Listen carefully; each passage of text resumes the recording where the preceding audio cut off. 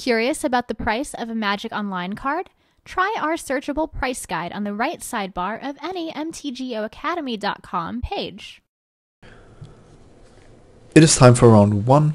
On the draw, opponent keeping 7, and I'm clearly not mulliganing because this hand is pretty awesome.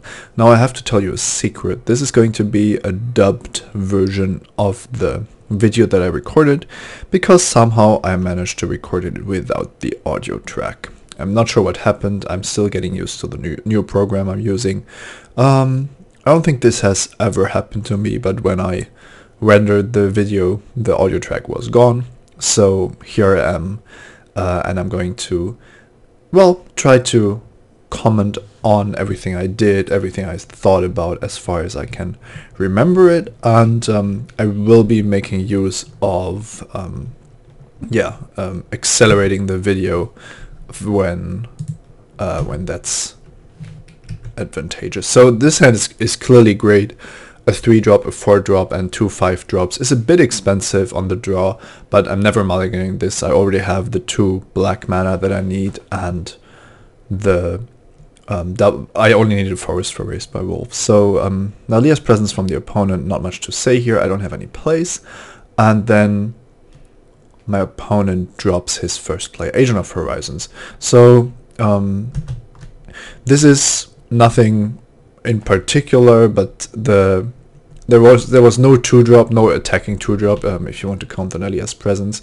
Agent of Horizons is a card that I'm going to have to deal with eventually because I want to play long, drawn-out games, and the activated ability is a problem in the long run. Now, I did draw Returned Phalanx, my 2-drop, so I have 2 options here. Well, 3 options. If you look at my hand, I could cast Bloodtor Harpy in order to trade with the agent. I could cast Read the Bones to draw cards or Return Phalanx. Now, Read the Bones has the disadvantage that I haven't played anything on the draw, so I would have to discard. And I'm really only looking for lands. The best use of scrying and then drawing cards is actually to find spells in the late game.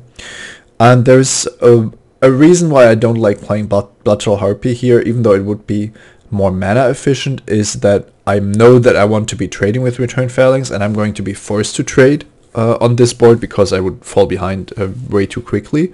However, I think that Bloodtor Harpy is a bit too fragile to put out here. So what I'm going to do is actually just play the Phalanx and say go. I'm representing Boon of Erebos here, and then I'm planning to trade with the agent. Like I said, I have to deal with it eventually, and I'm lacking land, so my game plan is always to delay the game or draw out the game in these kind of spots.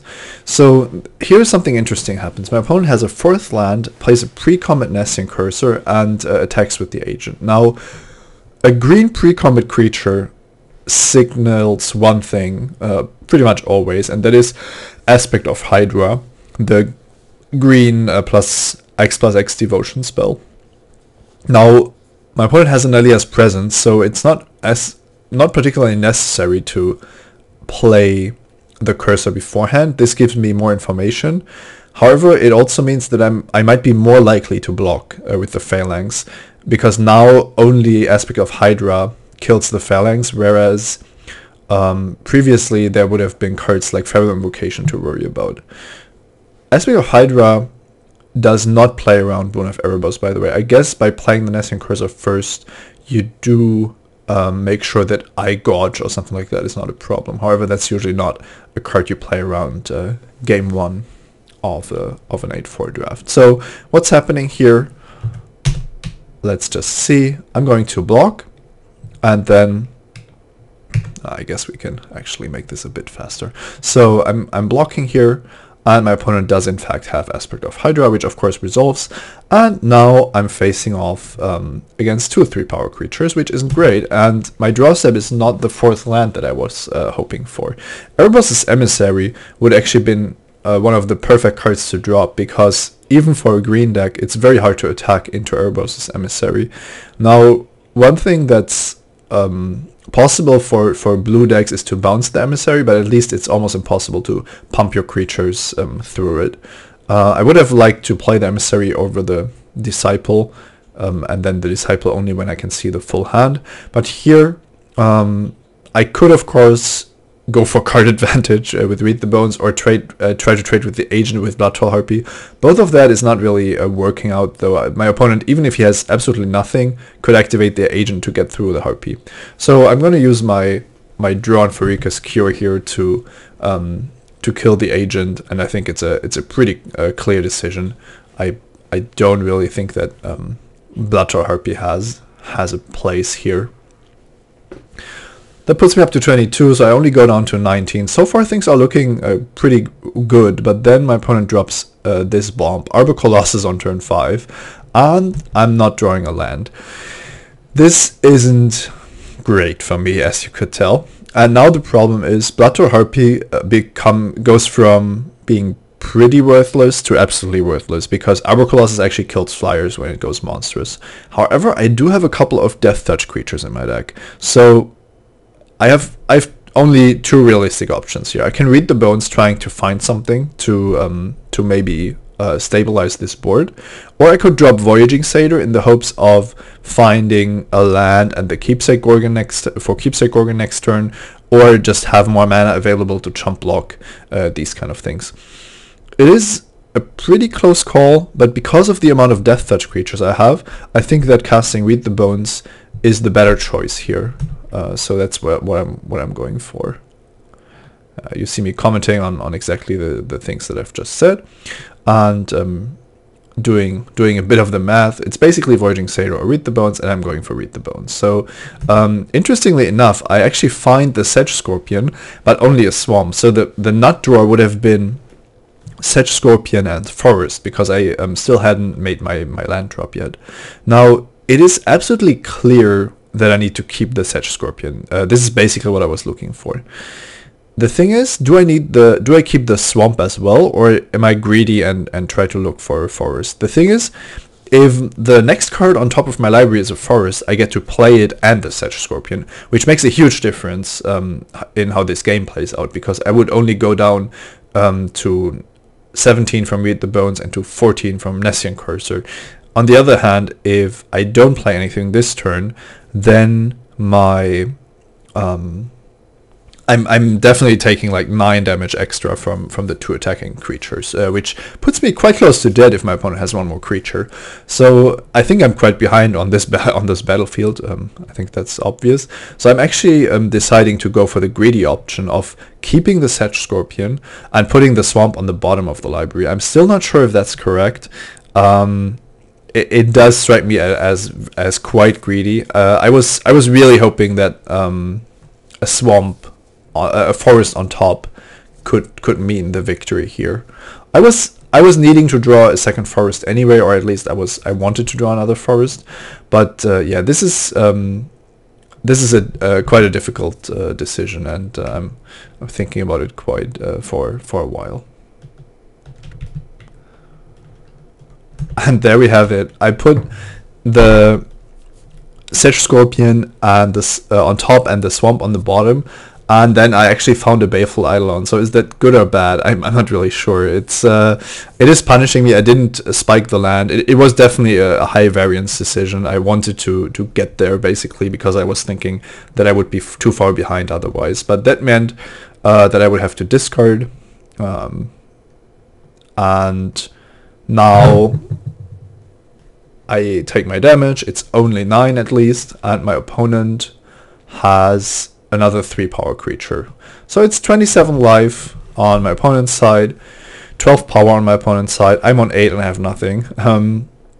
Clearly my options here are to just stabilize with Death Touch creatures, and that's pretty much what I'm gonna try here. I think this is quite clearly the play against double Arbor Colossus. Now I actually have a blocker either way. And my opponent makes an interesting attack here, which is definitely correct. Doesn't want to offer Arbor Colossus to one of my Death Touch creatures, but knows that I will need to have one of my Death Touch creatures as a backup in order to block it lethally. I trade away one of the attackers. My opponent thankfully doesn't have a follow-up, which allows me to cast Erebos' Emissary. And now, even though I'm down to 5 and Arbor Colossus could potentially go monstrous here, I don't really... I'm not dead yet. A Breaching Hippocamp at end of turn does mean if my opponent attacks with everything that I'm taking 3 more. But instead, we see another conservative attack by my opponent. And this time, I'm willing to just discard the Blood Troll Harpy, which wasn't really doing anything for me. And I was fine offering up my Death Touch creature for my opponent's attacker. And the reasoning is that with Voyaging Satyr in my hand, with Raised by Wolves in my hand, and only needing 1 land for Keepsake Gorgon, I had enough ways of dealing with the Arbor Colossus by, let's say, chump blocking first and then playing another Death Touch creature, or maybe even the Sip of Hemlock. There was again a difficult decision, but you cannot just take the 3 damage, and then I would have gone down to 2, which leaves me vulnerable to a lot of things, and yeah, that way at least I clear the board of most of the cards. Now I'm counting the Nighthauler power here, which I just top decked, and my opponent already has 4 creatures in the graveyard, and I think I have 4 or 5, so let's see how many I have. Phalanx, Disciple, Sedge Scorpion, Blood Troll, People of Fire. So it's 4 on my opponent's side, 5 on my side. Nighthauler is going to be a 9/9, or if I bestow onto Erebos Emissary, giving the Emissary +9/+9. Because Arbor Colossus becomes a 9/9, it does make more sense to bestow Erebos Emissary, which is still safe from bounce spells because of how bestow works, and I wouldn't have been safe from Sudden Storm anyway, so I think this is the smarter choice here. Opponent has another Breaching Hippocamp, clearly not doing too much here, but it is another attacker. However, now against a 12/12, none of these creatures can attack, otherwise I just kill Arbor Colossus for free, and Breaching Hippocamp only takes me down to 2. This was pretty close with an Ordeal of Nylea potentially putting me to 1, but now I just play my creatures, another Baleful Eidolon drawn, of course the Death Touch being pretty much the best thing against Arbor Colossus this game. And from this point on, I'm feeling pretty good, unless my opponent has, let's say, a Sudden Storm or something like that, or Seagull's Revenge, clearly. Seagull's Revenge I could maybe even beat after this turn. So then I draw the 6th mana source, and now I have all the options. I can cast Keepsake Gorgon, but the biggest threat is still Arbor Colossus. For example, if my opponent makes it unblockable somehow, and I do attack here first to see what's happening. My opponent blocks, which I think is a pretty big mistake. I wasn't expecting that, but I'm fine with going on the aggressive side here, as I don't want to give my opponent time to draw into the outs that he might have. And one of these outs might actually be the a Nimbus Naiad, which is why I'm passing the turn here. So because my opponent had Nimbus Naiad as an out to kill me instantly on either of his 2 creatures, I didn't cast Sip of Hemlock on one of them, or even, casting Raised by Wolves didn't make any sense. So if you're wondering why I didn't Sip of Hemlock, the Arbor Colossus, for example, I was playing around Nimbus Naiad here, and now I will just end of turn the Keepsake Gorgon, killing Arbor Colossus, and then my opponent is left with a single creature, and he's forced to chump block already, the Erebos Emissary, so casting Sip of Hemlock seals the deal here, even leaving me alive against Sudden Storm, even letting me kill my opponent through Sudden Storm, because my opponent is down to 0 creatures. Okay, so yeah, that was actually an interesting game. I was very far behind, but then I somehow got there. And then looking at my sideboard, I have the Swordwise Centaurs, which clearly aren't helping in this spot. And yeah, I have 2 Necrobites, which in theory can work against the Colossus, but overall the power level of Necrobite when you are a defensive deck is quite limited. You have to spend 3 mana to actually play it on defense, which I don't like as much. And the card I was considering cutting was Disciple of Phoenix. However, Disciple of Phoenix against the blue-green deck is basically always going to generate card advantage, and in particular if I'm scared about Arbor Colossus, then having a 4-mana way to discard it is quite valuable, which is why I kept this deck exactly like it was built. Let's slow things down a little bit just so that we can see what's going on here. My opponent is on the play, and this hand has a forest and a swamp, so it has that much going for it. But then it's a 4-drop, a 4-drop, and 3 5-drops. So I'm mulliganing, because even though my opponent's deck didn't seem super fast, my hand was just in dire need of drawing lands. Otherwise I wouldn't have done anything. And I know that my opponent's deck might not be the most powerful, but he certainly has a lot of 3-power creatures and the Arbor Colossus, so I need some solutions to that. And the best would actually be a cheap Death Touch creature. So this hand on the draw isn't much faster. It still has good mana, and the spells are alright. And now that I'm already down to 6, I'm a lot more conservative, because the amount of keepable 5-card hands is just, or the amount of good 5-card hands is just so much lower. I'll make this a bit faster again, if as long as nothing is happening.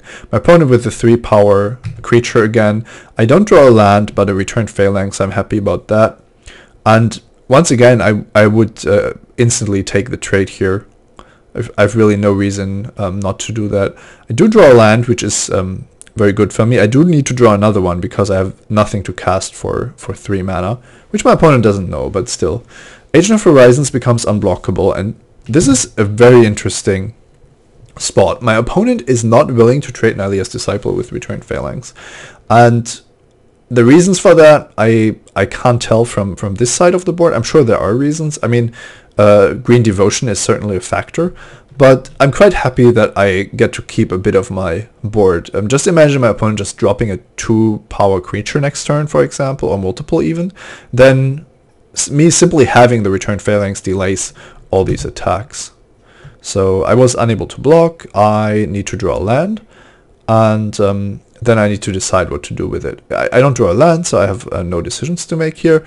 And I'm kind of hoping that my opponent just repeats his attack with the agent, making it unblockable.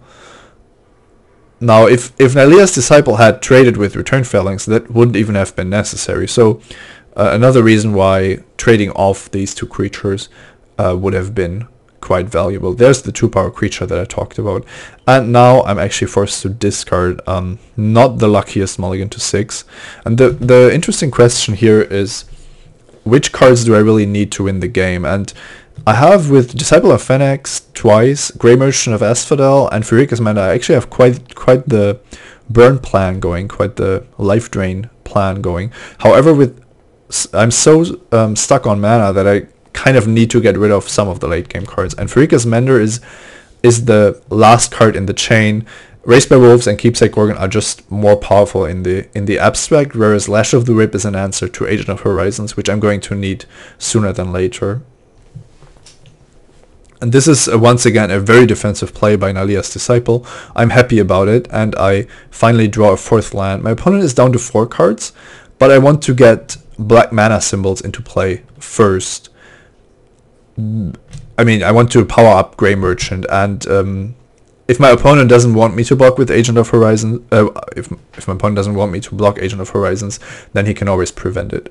This is a very interesting hand. 2 Breaching Hippocamps and a Portent of Betrayal, neither of which are particularly scary. My opponent doesn't even have the mana to cast Portent. Also, I think that Portent is pretty bad against me, and I don't know why my opponent would have it, especially after boarding it on the splash. This is just something that I do not understand. Agent of Horizons takes me down to 8. But my devotion count is rising, so I'm not super unhappy here. I know that there is at least a Portent of Betrayal left in my opponent's hand, and now I could drop a conservative Grey Merchant, which stops the Hippocamp. Or alternatively, I Disciple again, but then my blocks aren't as great. But Disciple of Phoenix could double block Breaching Hippocamp while dominating Satyr Hedonist. It's really a close call here. Keepsake Gorgon is another option, but the most conservative line is definitely the Grey Merchant of Asphodel.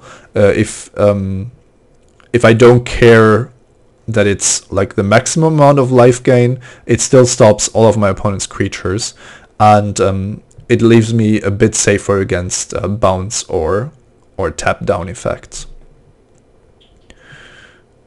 One good thing about the Portent of Betrayal is that my opponent would actually need to draw a mountain, so actually draw a dead card to cast it, which is kind of what I was hoping here. Another 3-power creature, so my defense is getting more important as things are going on here. The Raised by Wolves is still not castable, which effectively means that I can Lash of the Whip a creature. I can play Keepsake Gorgon, I can play Disciple, but I know that my opponent's hand is Portent of Betrayal and an unknown card. That doesn't sound too scary. Now, Lash of the Whip is a card that I could have cast during my main phase. However, there is 2 things going on here. First of all, I know about Aspect of Hydra. My opponent was holding an unknown card and is going to draw another unknown card. The Aspect of Hydra might entice my opponent to attack with everything and try to use it as a combat trick. It could also be used by my opponent to try to kill me with Agent of Horizons. He isn't that far off from just getting a lethal attack in with the Agent, when you consider that all the other creatures are attacking as well. I think that I'm signaling the fact that I have an instant here very clearly. In this format, if your opponent who was stuck on lands just passes with 5 mana up, he's going to have something to cast. There is almost no chance that he's just sitting on. Yeah, I mean, what is he going to sit on? 6 drops? No, that's not realistic. So I know that I'm making a play that's a bit worse against Aspect of Hydra if it gets top decked and played correctly, but I'm also not giving. The thing is, if I play Lash of the Whip on Agent of Horizons and my opponent draws the Aspect of Hydra, he might still attack with everything. And I kind of want to dissuade my opponent from attacking with everything, even if he has something, by keeping the mana open. At least that was my reasoning, because my defenses are actually quite weak. I do have traits with most of my opponent's creatures, but I have a trouble with the 3/3s. So Agent of Horizons gets made unblockable again, and at this point I'm thinking, okay, it's only going to be the Agent, but no, my opponent attacks with everything, in fact. And well, this is great news for me, because I do have the Lash of the Whip. So I probably kind of enticed this, because my opponent thought, well, I'm dealing 3 with the Agent, and one of my 3/3s is getting through, so this attack is worth it, even though I'm losing Breaching Hippocamp and Satyr Hedonist.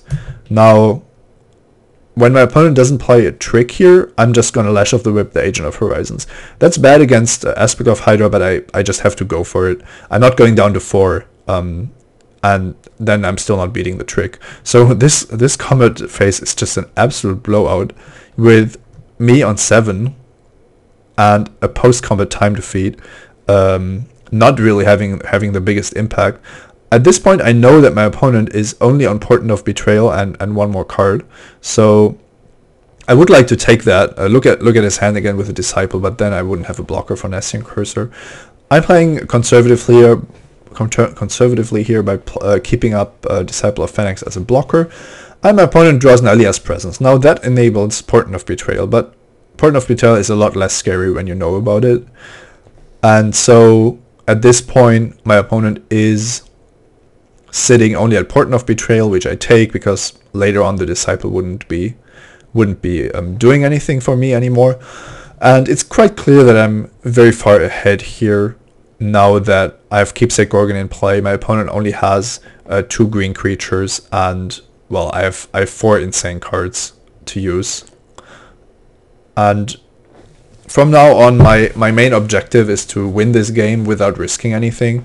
So I'm not going to do any crazy attacks or anything. I should get in here for 1 with Servant of Timurid just to get the trigger, and then I can slowly build up more of a board presence. Next turn I will have Raised by Wolves castable finally, and I also have the monstrous ability on Keepsake Gorgon.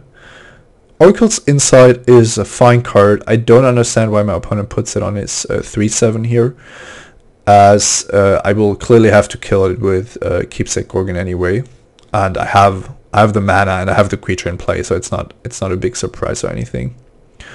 One cute one cute interaction here is that I wait for my opponent to activate the Centaurs, and then I activate the Keepsake Gorgon in response. This prevents my opponent from drawing, for example, a bounce spell to prevent my Keepsake Gorgon from going monstrous.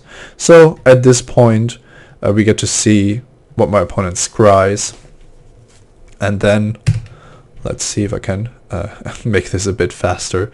Yeah, there isn't much more to say. I mean, just look at my board, and I have the Keepsake Gorgon, which is dominating. I have Grave Robber Spider, which is close to dominating. I have Servant of Timurid, which is gaining me life, and my hand is still four great great spells.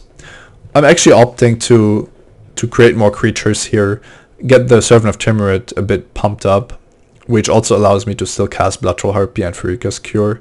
So this is the point where I'm getting a bit more aggressive without going full out aggro, and then against blue-green there isn't really much in the format that you have to be scared about.